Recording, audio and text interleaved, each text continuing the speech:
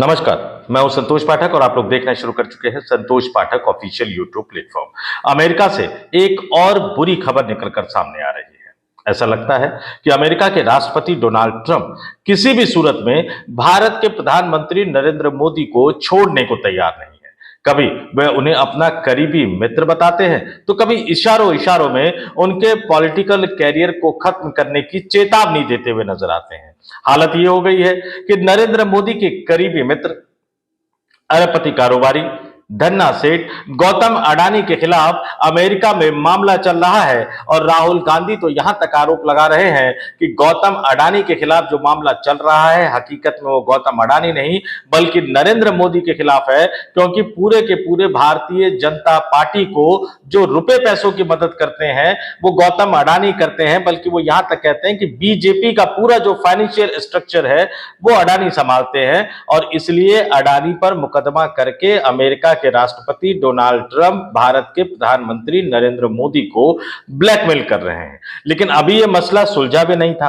अभी राहुल गांधी और कांग्रेस पार्टी और भारतीय जनता पार्टी के बीच में जो आरोप प्रत्यारोप का सिलसिला जारी है उसका कोई समाधान निकला ही नहीं था कि अब अमेरिका से एक और बुरी खबर आ गई है। यानी प्रधानमंत्री मोदी को परेशान करने के बाद, गौतम अडानी के खिलाफ मुकदमा दर्ज करवाने के बाद अब भारतीय जनता पार्टी का जो वैचारिक संस्थान है, जो वैचारिक संगठन है, जिसको मैं वैचारिक प्रतिष्ठान कहता हूं, उस राष्ट्रीय स्वयंसेवक संघ को लेकर भी अमेरिका से एक बुरी खबर निकलकर सामने आ रही है। अमेरिका के राष्ट्रपति डोनाल्ड ट्रंप का एक प्लान जो है वो सामने आ गया है कि राष्ट्रीय स्वयंसेवक संघ पर अमेरिका प्रतिबंध लगाने की तैयारी कर रहा है। जी हां, आपने बिल्कुल सही सुना, राष्ट्रीय स्वयंसेवक संघ यानी आरएसएस पर अमेरिका प्रतिबंध लगाने की तैयारी कर रहा है। ये बड़ी स्टोरी लेकर मैं आपके सामने आया हूं और इस बड़ी स्टोरी की शुरुआत करने से पहले आपसे एक अपील, आपसे एक आग्रह भी करना चाहूंगा। अगर आप नए दर्शक के तौर पर इस वीडियो को देख रहे हैं तो लाइक जरूर कर दीजिएगा, कमेंट करके हम तक अपने विचारों को जरूर पहुंचा दीजिएगा। इस वीडियो को कम से कम 5 लोगों को मैसेज या व्हाट्सएप के जरिए फॉरवर्ड जरूर कीजिएगा और हमारे यूट्यूब प्लेटफॉर्म को सब्सक्राइब जरूर कर लीजिएगा।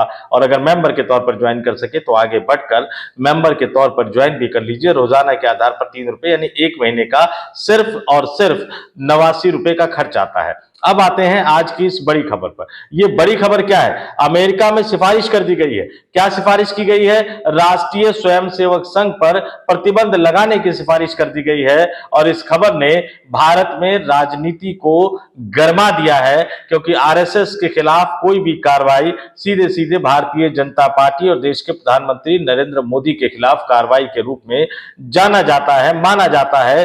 अमेरिकी आयोग, अमेरिका का एक आयोग है USCIRF ने 2026 की अपनी नई रिपोर्ट में भारत को कंट्री ऑफ पर्टिकुलर कंसर्न में शामिल करने की सिफारिश की है। आयोग ने ट्रंप प्रशासन को आरएसएस और भारत की जो खुफिया एजेंसी है रॉ पर कड़े प्रतिबंध लगाने की मांग की है। और ये क्यों लगाया गया है वो भी आपको बता देता हूं। अमेरिका के एक सरकारी आयोग United states commission on international religious freedom, जिसको शॉर्ट फॉर्म में USCIRF के नाम से जाना जाता है, ने अपनी सालाना 2026 की सालाना रिपोर्ट में भारत को लेकर बड़ी सिफारिशें की हैं। आयोग ने डोनाल्ड ट्रंप प्रशासन से मांग की है कि भारत में धार्मिक स्वतंत्रता के कथित उल्लंघन के लिए राष्ट्रीय स्वयंसेवक संघ और भारत की खुफिया agency research and analysis wing raw पर टारगेटेड प्रतिबंध लगाया जाए। USCIRF साल 1998 में अमेरिकी कांग्रेस द्वारा बनाया गया एक स्वतंत्र आयोग है, यानी अमेरिका की संसद द्वारा बनाया गया एक स्वतंत्र आयोग है। इसका काम दुनिया भर में धार्मिक स्वतंत्रता की निगरानी करना और अमेरिकी सरकार को सुझाव देना है। आयोग ने अपनी रिपोर्ट में भारत को कंट्री ऑफ पर्टिकुलर कंसर्न यानी विशेष चिंता वाला देश घोषित करने की मांग की है और यह सिफारिश 7वीं बार की गई है। आयोग ने अमेरिका सरकार से यह भी कहा है कि भारत को हथियारों की बिक्री और व्यापार नीतियों को धार्मिक स्वतंत्रता के सुधारों से जोड़ा जाए, आरएसएस की संपत्ति जब्त करने और उनके सदस्यों के अमेरिका आने पर रोक लगाने जैसे कदम उठाए जाए। आर्म्स एक्सपोर्ट कंट्रोल एक्ट की धारा 6 के तहत भारत को होने वाले हथियारों की बिक्री पर रोक लगाई बनाई जाए। अब इस मामले को जरा ऐसे समझिए कि जब से डोनाल्ड ट्रंप मोदी के पीछे पड़ गए हैं, मोदी साहब ने अमेरिका जाना छोड़ दिया है। जिन अमेरिका से उनको सबसे ज्यादा लगाव था, प्रधानमंत्री बनने के बाद सबसे ज्यादा जिस अमेरिका की विदेश यात्रा पर नरेंद्र मोदी गए हैं, अब वो ऐसे डोनाल्ड ट्रंप द्वारा खड़े रह जा रहे हैं कि वो डोनाल्ड ट्रंप का सामना करने को तैयार नहीं है। अमेरिका के द्विपक्षीय यात्रा तो छोड़ दीजिए, संयुक्त राष्ट्र के सम्मेलन में शामिल होने के लिए भी वो भारत के राष्ट्राध्यक्ष के तौर पर अमेरिका की धरती पर नहीं गए, बचते फिर रहे हैं। जहां जहां डोनाल्ड ट्रंप मौजूद रहते हैं, वहां वहां नरेंद्र मोदी जाते नहीं। तो नरेंद्र मोदी का अमेरिका जाना एक तरह से अघोषित रूप से उस पर प्रतिबंध लग गया है, बंद हो गया है। उनके करीबी मित्र अरबपति कारोबारी धन्ना सेठ गौतम अडानी के खिलाफ अमेरिका में जब से मुकदमा दर्ज हुआ है, वो भी अमेरिका और यूरोपीय देश जाना भूल चुके हैं, वो भी बेचारे नहीं जा पा रहे। और अब अगर राष्ट्रीय स्वयंसेवक संघ की संपत्ति जब्त कर ली जाएगी, राष्ट्रीय स्वयंसेवक संघ पर अमेरिका में प्रतिबंध लगा दिया जाएगा, तो फिर आरएसएस का कोई भी नेता कार्यकर्ता, मोहन भागवत समेत टॉप से लेकर बॉटम तक, ऊपर से लेकर नीचे तक कोई भी अमेरिका की यात्रा पर नहीं जा पाएगा। अभी हाल ही में राष्ट्रीय स्वयंसेवक संघ के फैसला लेने वाले सर्वोच्च इकाई अखिल भारतीय प्रतिनिधि सभा की बैठक हुई, 3 दिवसीय बैठक के बाद प्रेस कॉन्फ्रेंस हुई। उस प्रेस कॉन्फ्रेंस में आरएसएस के नेताओं ने बड़ी अच्छी अच्छी बातें कही, तमाम मुद्दों पर अपनी बातें रखी। हालांकि उनकी बात देशवासी तो क्या मानेंगे, उनके अपने भाजपा ही नहीं मानते हैं, न उनका नियम मानते हैं, न उनकी बातें मानते हैं। और अब अमेरिका से आरएसएस को लेकर एक बुरी खबर आ गई है, जिसने पूरे के पूरे आरएसएस के इकोसिस्टम को हिला दिया है। अब तक नरेंद्र मोदी आरएसएस के नेताओं के सामने एक गाजर लटकाए रखते थे कि देखो आपके एजेंडे को तो हम लागू कर रहे हैं, अब प्रधानमंत्री मैं रहूं या कोई और रहे, इससे क्या फर्क पड़ता है, हमें अपने हिसाब से सरकार चलाने दीजिए, हमें अपने हिसाब से मंत्री मुख्यमंत्री तय करने दीजिए, कभी कभी आपकी बात मान लिया करेंगे। 24 के लोकसभा चुनाव के समय तो भारतीय जनता पार्टी के तत्कालीन राष्ट्रीय अध्यक्ष जेपी नड्डा ने कह दिया था कि हमें आरएसएस की जरूरत ही नहीं है। और ये तमाम चीजें चल रही थी जब सत्ता का पूरा सुख राष्ट्रीय स्वयंसेवक संघ भोगता हुआ नजर आ रहा था। ऐसे समय में अमेरिका में इस तरह की सिफारिश करना एक सरकारी आयोग द्वारा कि आरएसएस पर प्रतिबंध लगा दिया जाए, उनकी संपत्ति को जब्त कर लिया जाए, अपने आप में ये वाकई सही मायनों में कहे तो आरएसएस और बीजेपी के अंदर खलबली मचाने वाली खबर है। और क्या क्या आरोप इस आयोग की रिपोर्ट में लगाया गया है कि यूएससीआईआरएफ की रिपोर्ट में दावा किया गया है कि 2025 के दौरान भारत में धार्मिक स्वतंत्रता की स्थिति और खराब हुई है। आयोग के अनुसार सरकार ने अल्पसंख्यक समुदायों और उनके पूजा स्थलों को निशाना बनाने वाले कानून बनाए हैं। कई राज्यों में धर्म परिवर्तन के खिलाफ बने कानूनों को और कड़ा किया गया है, जिसमें जेल की सजा बढ़ाई गई है।